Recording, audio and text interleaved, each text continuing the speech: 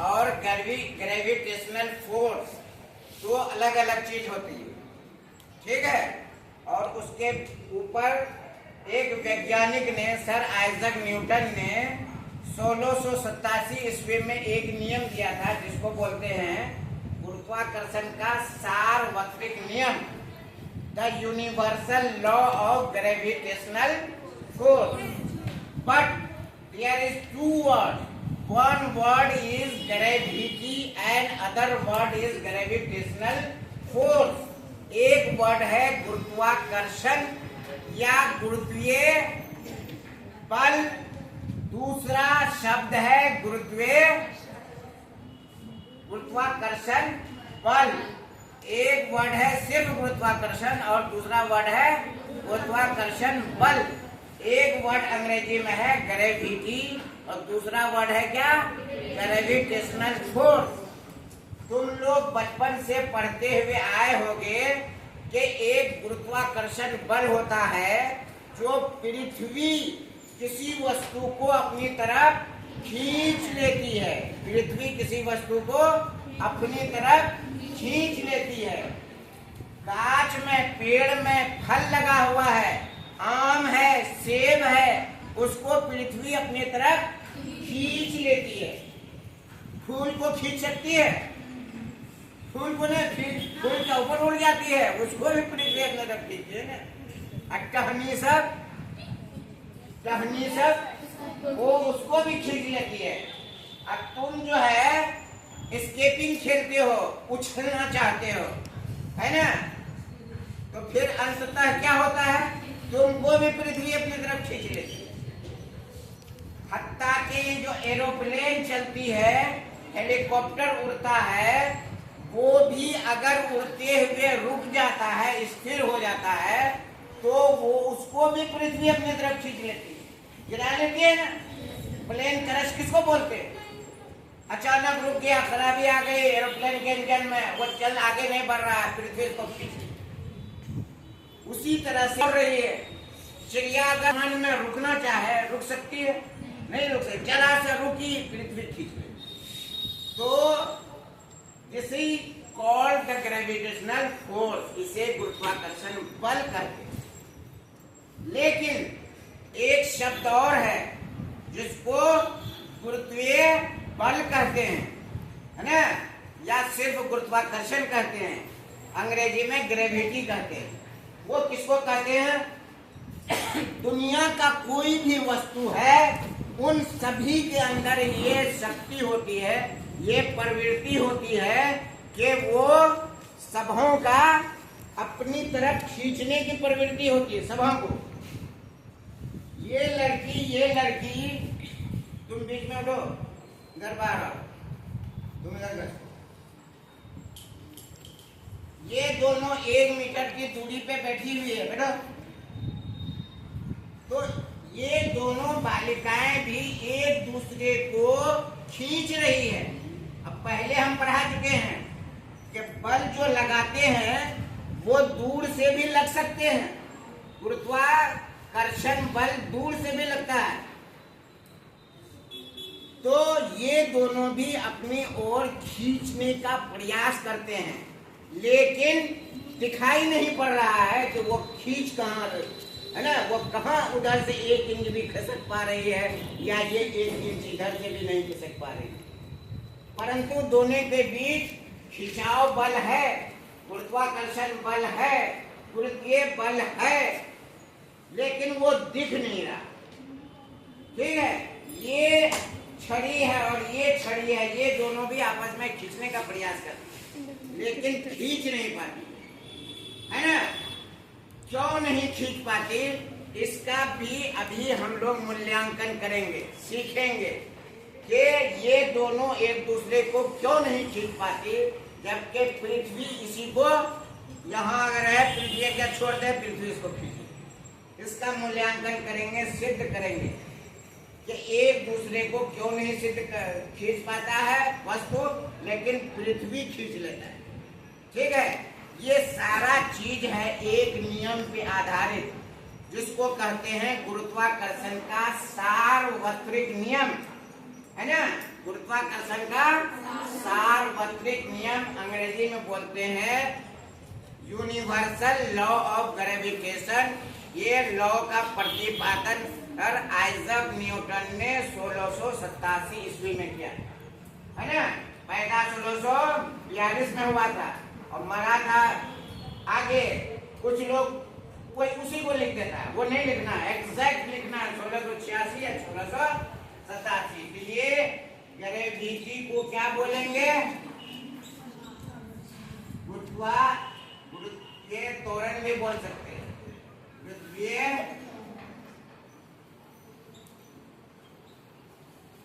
बल, और दूसरा क्या बोले? Gravitational force.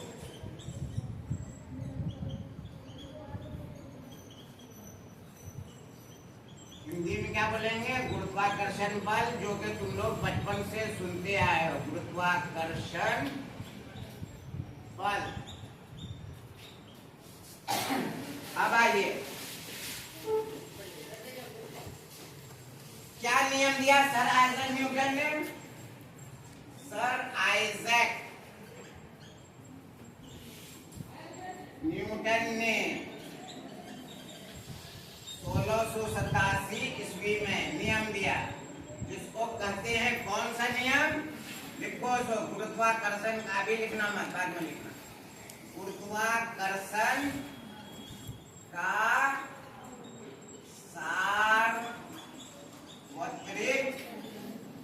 नियम, अंग्रेजी में क्या बोलेंगे? Universal law of gravitation. इस नियम के अनुसार न्यूटन साहब ये कहते हैं कि ब्रह्मांड का प्रत्येक कण, ब्रह्मांड माने है ना, यूनिवर्स, ये दुनिया का प्रत्येक कण एक दूसरे को अपनी ओर खींचता है। तो कण किसको कहते हैं? ये एक तो बालू का ये जर्रा और इधर चौक का जर्रा, इसी को कण कहते हैं। या तुम लोगों को भी कह सकते हैं, तुम लोग कह सकते हैं कण। क्यों नहीं कह सकते हैं? इतनी बड़ी दुनिया के मुकाबले में तुम तो इतनी बड़ी वस्तु हो, क्यों नहीं करना? तो कण के बदले में कोई वस्तु भी बोल सकता है। ब्रह्मांड का दो वस्तु आपस में एक दूसरे को खींचने का प्रयास करते हैं। वो वस्तु दो लड़कियां भी हो सकती है, दो लड़के भी हो सकते हैं, दो पेड़ भी हो सकते हैं, दो पहाड़ भी हो सकते हैं। समझ रही हो बात? हाँ, तो एक चौक, एक डस्टर भी हो सकता है ना, सभी हो सकते हैं। दोनों एक दूसरे को अपनी ओर खींचने का प्रयास करते हैं। ये किसने कहा? सर आइजैक न्यूटन ने कहा। और उसमें एक दो लाइन और उन्होंने जोड़ा। क्या कहा? इस खींचने के प्रयास में ये दो वस्तु है, ये M1, ये M2, इधर से ये बल लगाता है F1, इधर से ये बल लगाता है F2। तो ये दोनों वस्तु जो है, A वस्तु जिसका द्रव्यमान M1 है, B वस्तु जिसका द्रव्यमान M2 है, इन दोनों के बीच है ना का गुणनफल होता है। क्या कहता है? गुरुत्वाकर्षण बल दोनों वस्तु के द्रव्यमान के गुणनफल का समानुपाती होता है। क्या होता है? गुणनफल का समानुपाती होता है। और वही फिर कहते हैं कि इन दोनों के बीच की दूरी का वर्ग का व्युत्क्रमाणु होता है। दूरी कैसे लिखते हैं रे? दूरी को R से डिनोट करते हैं। ये पृथ्वी का है ना सेंटर प्लेस है, यहाँ से यहाँ तक को तुम लोग रेडियस जानते हो ना, पढ़े हो? विराधिकार पथ को जब नापते इसको रेडियस बोलते हैं, कैपिटल R या स्मॉल r जो भी लिखो। तो ये एक तरह से दूरी भी हुआ। तो वही गुरुत्वाकर्षण बल दूरी का व्युत्क्रमानुपाती होता है। व्युत्क्रमानुपाती माने उल्टा, समानुपाती माने सीधा। यहाँ व्युत्क्रमानुपाती माने ये इसी को बटे में कर देंगे तो व्युत्क्रमानुपाती। तो सिर्फ व्युत्क्रमानुपाती नहीं बल्कि कह रहा है तो उसके दूरी के वर्ग का, वर्ग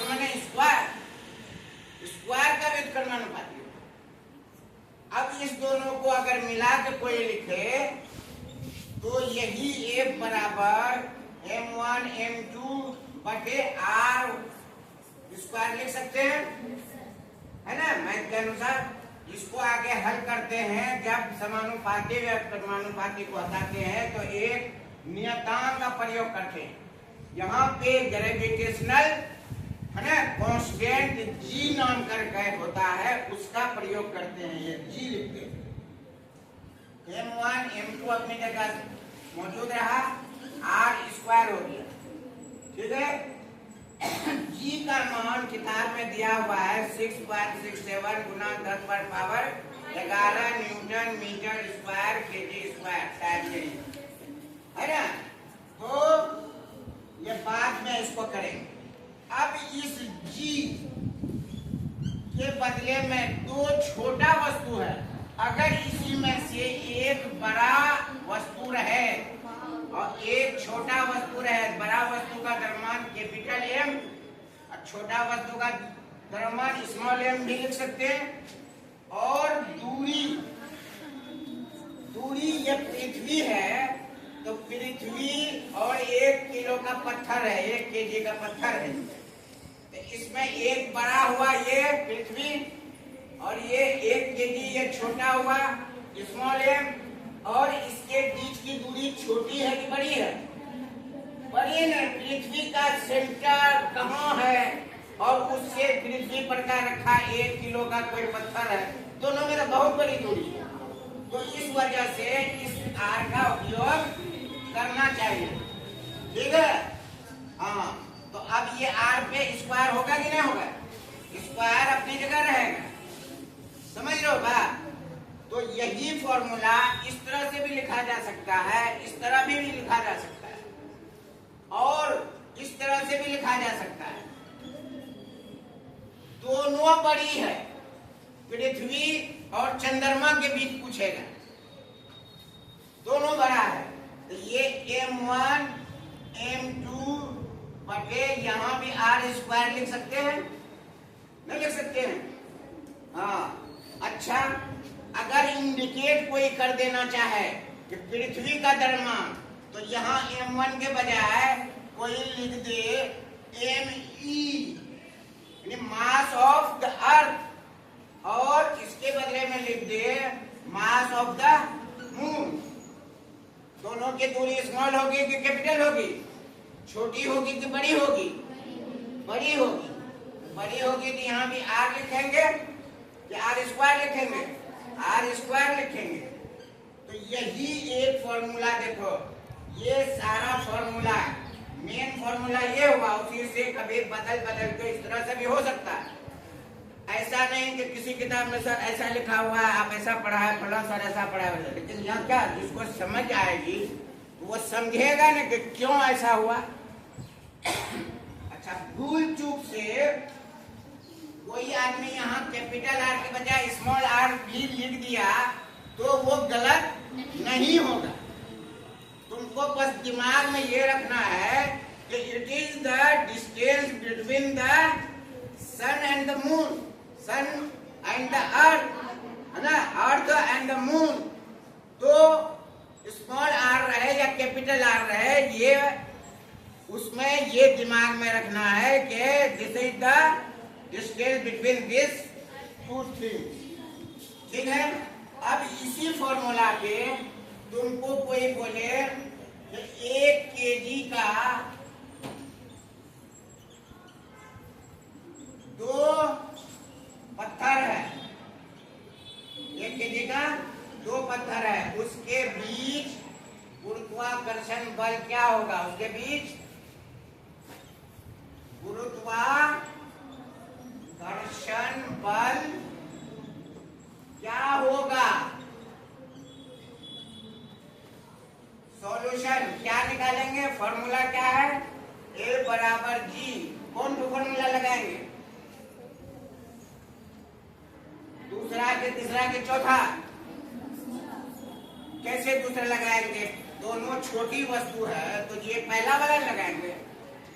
1 केजी का है, दोनों छोटा है तो छोटा m वाला लगाएंगे, ये ज्यादा बढ़िया है, नहीं रे, बट ये छोटा r लगाएंगे। ठीक है। ये G का मान होता है 6.67 गुना 10 पर पावर माइनस 11 गुना 1। इसका भी मान है, किसका भी मान है। R का मान कितना है अभी बताए कि 1 मीटर की दूरी पे यदि तुम लोग बैठे हुए हो, है ना जी, यदि तुम दोनों 1 मीटर की दूरी पे 1 पे स्क्वायर हो जाएगा। 6.67 गुना 10 पर पावर माइनस 11, ये सब मिलके वही हो गया। नीचे भी एक ही हुआ, मिला के 6.67 गुना 10 पर पावर माइनस। क्यों लिखेंगे, यहाँ बल निकाल रहे हैं तो ये सिर्फ न्यूटन लिखेंगे, यहाँ जी थोड़े निकाल रहे हैं हम। जो निकाले हैं उसका ना मात्रक बताया जाता है। पहले बल और गति और त्वरण ये सब में नहीं बताया थे, सब नहीं याद रखोगे कॉमन सेंस तो बस बहुत मुश्किल। ये देखो अब आइए 6.67 10 पावर माइनस 11, ये कम है कि अधिक है। ये 10 पर पावर माइनस 11 माने हुआ कि 1/10 पर पावर 11, यानी 1/10 पर 11 सुनना। 1 2 3 4 5 6 7 8 9 10 11 12 1 2 3 4 5 6 इकाई 10,000 10,000 लाख 10 लाख करोड़ 10 अरब, है ना। ये खरब ही हो गया। 6 पॉइंट इतना को 10 खरब से गुना करें, 10 पर पावर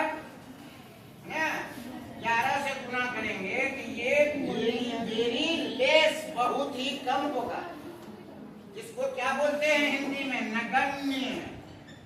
नगण्य यानी पता ही नहीं चलेगा, इतना कम है कि एक दूसरे को अभी बोले नहीं खींच रहा है तो पता क्यों नहीं चला, वो इतना कम मात्रा में खींच रहे हैं, इसी वजह से खींचा नहीं जाता। ये तो 1 किलो का हुआ। अब तुम दोनों जो मान लिया के 40 किलो की हो तुम लोग लड़कियां, अगर यहाँ पे 1 किलो के बजाय ये 40 किलो का दे तो ये क्या फॉर्मूला होगा, स्मॉल एम कैपिटल एम। अरे ये भी तो छोटा ही वस्तु है तुम लोग, है ना। पृथ्वी और पहाड़ और आसमान और सूर्य के बराबर बड़ा नहीं, ये फॉर्मूला यहाँ लगाना। ये तुम दोनों के बीच भी आर स्क्वायर जी गुना जी का मान 6.67 गुना 10 पर पावर माइनस 11 गुना 40 गुना 40 बटे 1 स्क्वायर। 6.67 गुना 10 पर पावर माइनस 11 गुना 4 का 16, नीचे वाला 1। इसको कैलकुलेशन करते हैं ना तो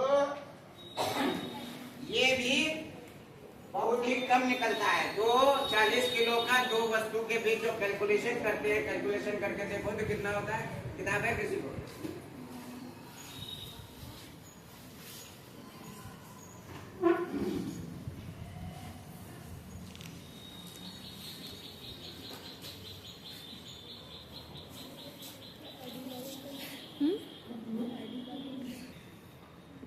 नहीं तो कर भी ले।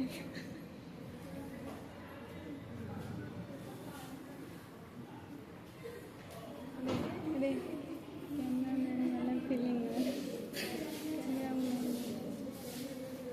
बहन बैठे सर दर्द कर गया, सर बोलेंगे। इसमें जो भी हो, अगर यहाँ 5 मीटर की दूरी रहे, 429 गुना 10 पर पावर माइनस 11 न्यूटन निकलता है। ठीक है, माइनस 11 जैसे ही माइनस कोई चीज पावर में आता है, इसका मतलब है वो बहुत ही कम है।